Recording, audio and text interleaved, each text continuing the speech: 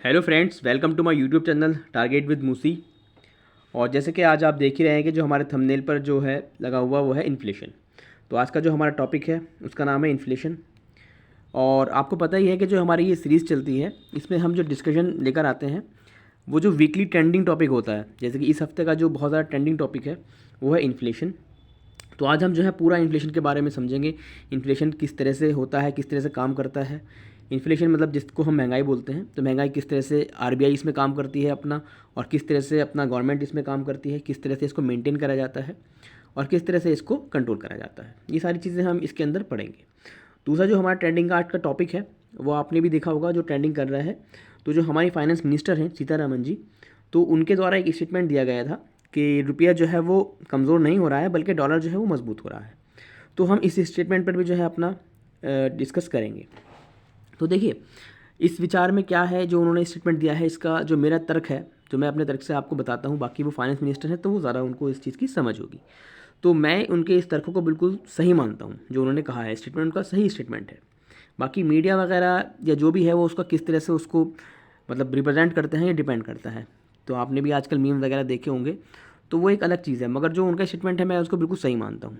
तो उन्होंने ऐसा क्यों कहा, तो हम उस पर चर्चा करते हैं पहले। उसके बाद हम इन्फ्लेशन के बारे में आते हैं कि इन्फ्लेशन क्या होता है, इन्फ्लेशन के हम पूरे तरह से इसको समझेंगे। तो देखिए, उन्होंने जो कहा कि रुपया कमज़ोर नहीं हो रहा है बल्कि जो डॉलर जो है वो मजबूत हो रहा है, तो उनका जो ये विचार है, तो वो मेरे ख्याल से वो उन्होंने इस उसमें कहा है कि देखिए आजकल जो रशिया में यानी कि यूएसएसआर हम जिसको बोलते हैं, यूएसएसआर और में और यूक्रेन में, ठीक है। तो इन दोनों में क्या हो रहा है, आजकल वार चल रहा है, लड़ाई चल रही है। तो उससे क्या हो रहा है कि जो रशिया है, तो रशिया पे जो है वो बहुत ज़्यादा सैंक्शन लग चुके हैं और जो ट्रेड है रशिया का बहुत ज़्यादा प्रभावित हुआ है। और ज़्यादातर जो है मतलब अफ्रीकन कंट्रीज़ जो हैं, बल्कि ऑलमोस्ट सारी अफ्रीकन कंट्रीज़ जितनी भी होती हैं वो रशिया से ही व्यापार करती थी अपना। अब आजकल क्या हो रहा है कि उन्होंने रशिया से काम या व्यापार करना बंद कर दिया। अब वो किससे व्यापार कर रही हैं, तो जो वो कंट्रीज़ हैं या और भी कंट्रीज़ हैं, अदर कंट्रीज़ भी हैं, तो वो डायरेक्टली यूएसए से कारोबार अपना ट्रेड कर रही हैं।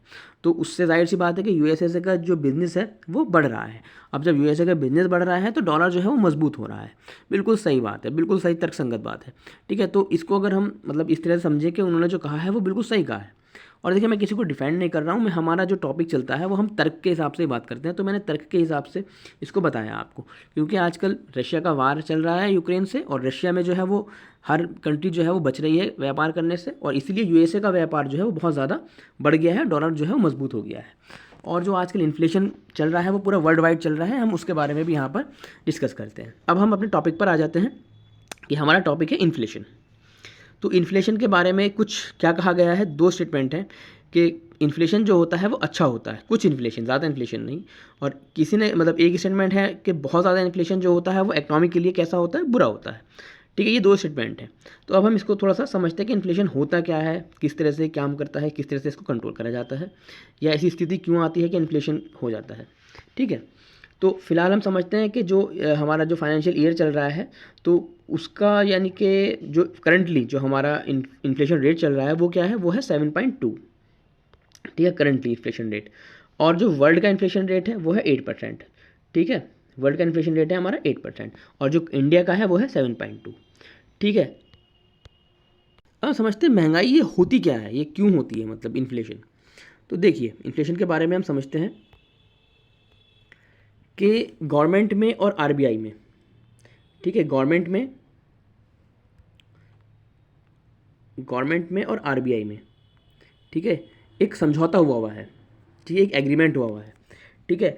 अब जो गवर्नमेंट है वो किस पे काम करती है, वो करती है इकोनॉमिकल ग्रोथ को बढ़ाने के लिए। इकोनॉमिकल ग्रोथ मतलब जॉब वगैरह या जॉब को क्रिएट करना, जीडीपी को बढ़ाना, ये सारी इकोनॉमिकल ग्रोथ के अंदर एक्टिविटी आती है। तो जो गवर्नमेंट है वो क्या चाहती है, इकोनॉमिकल ग्रोथ हमारी बढ़े। और जाहिर सी बात है, जब हमारी इकोनॉमिकल ग्रोथ बढ़ेगी तो इन्फ्लेशन जो है वो भी हमारा बढ़ेगा, क्योंकि इसको हम आगे समझेंगे कि इकोनॉमिकल ग्रोथ में और इन्फ्लेशन में सीधा सीधा संबंध होता है। अगर इकोनॉमिकल ग्रोथ बढ़ रही है तो इन्फ्लेशन भी हमारा बढ़ेगा, क्योंकि इकोनॉमिकल ग्रोथ होगी तो हमारे पास डिमांड ज़्यादा होगी, और जब डिमांड ज़्यादा होगी तो हम इन्फ्लेशन को बढ़ावा देंगे, या इन्फ्लेशन हमारा बढ़ेगा, ठीक है। तो आरबीआई के रूल बुक या आरबीआई में और गवर्नमेंट में जो है वो एक समझौता हुआ है, एक एग्रीमेंट हुआ है। तो उसमें क्या है कि आरबीआई ये कहता है कि अगर 2% से लेकर, ये देखिए यहाँ पे लिखा हुआ भी है, आरबीआई कहता है कि अगर 2% से लेकर 6% तक इन्फ्लेशन रेट चल रहा है तो ठीक है, कोई दिक्कत नहीं, यानी कि एवरेज मान के चलिए 4% तक का अगर इन्फ्लेशन रेट कंट्री में है तो कोई परेशानी की बात है। मॉनेटरी पॉलिसी या फिजिकल पॉलिसी सीधी है, ठीक है, कोई दिक्कत नहीं, उनको चेंज करने की कोई आवश्यकता नहीं है। मगर अगर ये कंडीशन क्या होती है, 2% से कम हो जाती है या 6% से आपका ज़्यादा हो जाती है, तो उस कंडीशन में जो है आरबीआई को कुछ चेंजेस करने पड़ते हैं, जो कि हम यहाँ पर समझेंगे। आरबीआई को क्या चेंजेस करने पड़ते हैं, अपने रेपो रेट को बढ़ाना पड़ता है, सीआरआर एसएलआर को बढ़ाना पड़ता है। और देखिए इस वीडियो में आप अंत तक बने रहिएगा, हम जो है वो पूरा समझेंगे, यानी कि एसएलआर क्या होता है, रेपो रेट क्या होता है, सीआरआर क्या होता है, किस तरह से बैंक काम करता है, ठीक है। और आपको पूरी मतलब अंत तक अगर आप इस वीडियो को देखेंगे तो आपको समझ में आ जाएगा। हम जो है वो सीक्वेंस से चल रहे हैं, टॉपिक वाइज हम यहाँ पर डिस्कस करें। पर उससे पहले समझते हैं कि main cause of inflation, inflation के क्या कारण होते हैं, क्या क्या मतलब कॉज है, मेन कॉज क्या क्या है इन्फ्लेशन के। तो उसके जो मेन कॉज हैं उसको ऐसा समझिए, सबसे पहला कॉज होता है मॉनेटरी पॉलिसी। मॉनेटरी पॉलिसी जो है इसको आरबीआई के द्वारा रेगुलेट करा जाता है मॉनेटरी पॉलिसी को। और इसमें क्या होता है कि इसमें करेंसी को मार्केट में ज़्यादा मतलब फैला दिया जाता है, एक तरह से इंक्रीज़ कर दिया जाता है, जिससे क्या होता है वैल्यू ऑफ करेंसी वो घट जाती है। जाहिर सी बात है, जब करेंसी मार्केट में ज़्यादा होगी, आपके पास मान के चलिएगा 100 रुपये हैं और आपके पास, तो आपकी डिमांड जो है वो 100 रुपये के हिसाब से आप डिमांड करते हैं, मार्केट में सामान खरीदते हैं। जब आपके पास 1000 रुपये हो गए तो आप जाहिर सी बात है आपकी डिमांड बढ़ जाएगी। जब आपकी डिमांड बढ़ जाएगी तो जाहिर सी बात है इन्फ्लेशन बढ़ेगा। तो पहला तो हमारा यही हो गया मॉनेटरी पॉलिसी, जो कि आरबीआई के द्वारा रेगुलेट होती है। दूसरा आता है मेन कॉज ऑफ इन्फ्लेशन में फिजिकल पॉलिसी। फिजिकल पॉलिसी क्या होती है, ये जो है वो गवर्नमेंट के द्वारा रेगुलेट करी जाती है। और इसमें क्या होता है, गवर्नमेंट जो है वो रुपए को उधार लेती है और अपने खर्चों को करती है, यानी कि उधार लेकर खर्चों को करती है। अब उसके इफेक्ट क्या पड़ते हैं कि जब उधार लेकर खर्चे को करती है कोई भी गवर्नमेंट स्टेट, तो इंक्रीज़ हो जाते हैं टैक्सेस, यानी कि टैक्सेस जो है वो बहुत ज़्यादा बढ़ जाते हैं। और परिणाम उसके ये भी हो सकते हैं कि करेंसी को जो है प्रिंट करना पड़ सकता है, एडिशनल करेंसी को। और ये सभी जानते हैं कि अगर करेंसी को प्रिंट करा जाता है तो मार्केट में इन्फ्लेशन आ ही जाता है, ठीक है, क्योंकि ऐसे तो होता नहीं है कि आप कितनी भी करेंसी छाप लें, ठीक है ना। तो अगर करेंसी छपेगी तो जाहिर सी बात है इन्फ्लेशन आएगा। और इसका एक महत्वपूर्ण जिसको हम समझते हैं इन्फ्लेशन में मेन कॉज, मतलब मेन टू मेन कॉज सबसे ज़्यादा जो है वो यही है कि डिमांड पुल इन्फ्लेशन सबसे ज़्यादा महत्वपूर्ण कॉज है इसका। इसको हम ऐसे समझते हैं, इसको एग्जाम्पल के रूप में हम समझते हैं डिमांड पुल इन्फ्लेशन होता क्या है। देखिए आप ऐसा समझिए कि आप एक कंपनी है और वो 10 पेन को बना रही है, प्रोडक्शन 10 पेन का कर रही है। अब उस टाइम 10 पेन का जब प्रोडक्शन कर रही है तो 20 लोगों, यानी कि उसकी जो डिमांड है वो 20 लोग उसकी डिमांड कर रहे हैं। अब होता क्या है कि 100 लोगों ने इसकी डिमांड, यानी कि डिमांड बहुत बढ़ गई, 80 लोगों ने इसकी डिमांड बढ़ा दी, यानी कि अब 100 लोग हो गए। पेन का प्रोडक्शन वही है और इसकी कीमत 5 रुपये थी उस टाइम जब 20 लोग इसको खरीद रहे थे। अब 100 लोगों ने इसकी डिमांड कर दी, यानी कि डिमांड इसकी बढ़ गई, तो इसकी कॉस्ट क्या, इसकी प्राइस क्या होंगी, जाहिर सी बात है ये अपनी प्राइस को बढ़ा देगा, यानी कि 10 रुपये कर देगा। तो सबसे मेन कॉज जो माना जाता है वो माना जाता है डिमांड पुल इन्फ्लेशन। और दैनिक जीवन में भी आपने इसको देखा होगा जब लॉकडाउन के टाइम में, कि जिनके पास बिजनेस एथिक्स नहीं होते हैं, जिन दुकानदार के पास, तो वो क्या करते थे, जैसे कि एक एग्जाम्पल देख लीजिएगा आप, आटा है तो उस टाइम उनके पास आटा 25 रुपये किलो बिक रहा था, सपोज दैट, ठीक है। अब एकदम से लॉकडाउन लग गया, अब लॉकडाउन लग गया तो जो उसकी डिमांड थी, सपोज दैट के 100 किलो की डिमांड थी एक दिन में, तो अब उसकी डिमांड जो है वो एकदम 1000 किलो की डिमांड हो गई एक दिन में। तब क्या होगा, उस 25 किलो का जो जिनके पास बिजनेस एथिक्स नहीं थे दुकानदारों ने, उन्होंने क्या करा था, अपने प्राइस को बढ़ा दिया था, ठीक है। तो ये हमें दैनिक जीवन में भी इसका एग्जाम्पल देखने को मिला था। बाकी कॉस्ट पुश इन्फ्लेशन होता है, एक्सचेंज रेट इन्फ्लेशन होता है, ये सारे इसके कारण। बाकी अब हम समझते हैं कि इन्फ्लेशन जो है वो क्यों ज़रूरी होता है और सीआरआर एसएलआर ये क्या होता है, इनके बारे में हम यहाँ पर समझते हैं।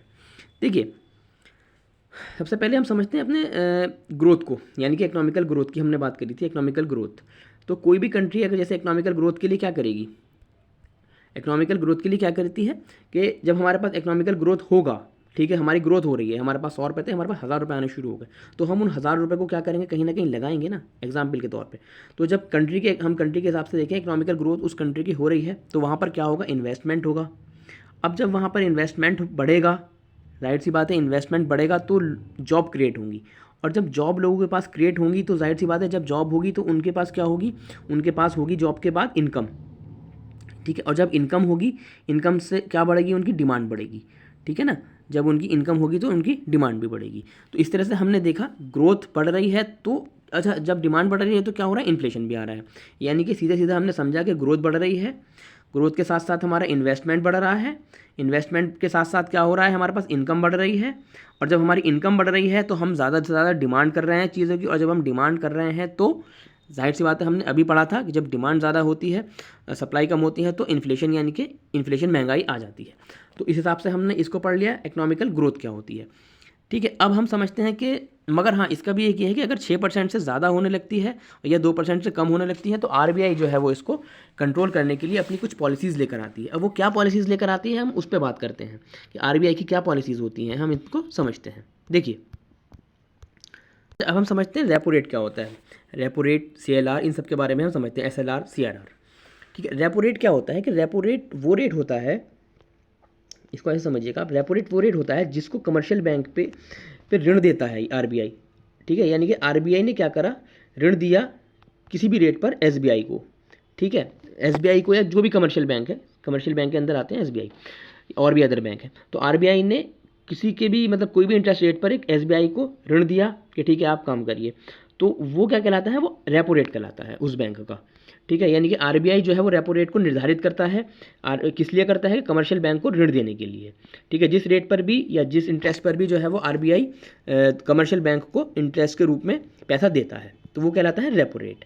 ठीक है, अब इसको समझते हैं रेपो रेट से कैसे कंट्रोल करता है आरबीआई, कैसे कंट्रोल करती है इन्फ्लेशन को। अब हम उसको समझते हैं कि रेपो रेट, सपोज दैट आप ये मान के चलिएगा कि रेपो रेट जो है आपका वो 4% है।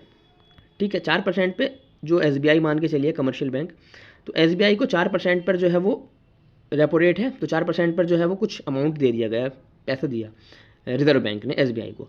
अब जब जो एसबीआई क्या करेगा, अपने पास तो रखेगा नहीं ना उस पैसे को, वो क्या करेगा, वो लोन देगा। अब जब लोन जो है वो किस हिसाब से देगा, वो रेपो रेट के हिसाब से देगा। रेपो रेट 4% है, तो एसबीआई ने क्या करा, अपना भी मुनाफा लिया, तो 1% यानी कि 5% पर जो है वो लोन दे दिया आगे। अब लोन से क्या होता है, जब लोन लिया किसी ने भी, तो वो लोन को क्या करेगा, कहीं ना कहीं इन्वेस्टमेंट करेगा, इन्वेस्टमेंट करेगा तो उससे क्या होगा, जॉब क्रिएट होंगी, बहुत सारी चीज़ें, यानी कि इकोनॉमिकल ग्रोथ सीधा सीधा इफेक्ट होगा उससे। अब इन्फ्लेशन कम करना है, मैंने अभी बताया था आपको कि इकोनॉमिकल ग्रोथ और इन्फ्लेशन का सीधा सीधा संबंध होता है, तो इन्फ्लेशन कम करना होगा तो इकोनॉमिकल ग्रोथ भी कम होगी। तो अब क्या होगा, अब ये होगा आपका कि जब 4% थी रेपो रेट, तो 5% पर जो है एसबीआई लोन दे रहा था। अब एसबीआई उसने क्या करा, आरबीआई ने इस रेपो रेट को 4% से बढ़ाकर कितना कर दिया, सपोज दैट 5% कर दिया।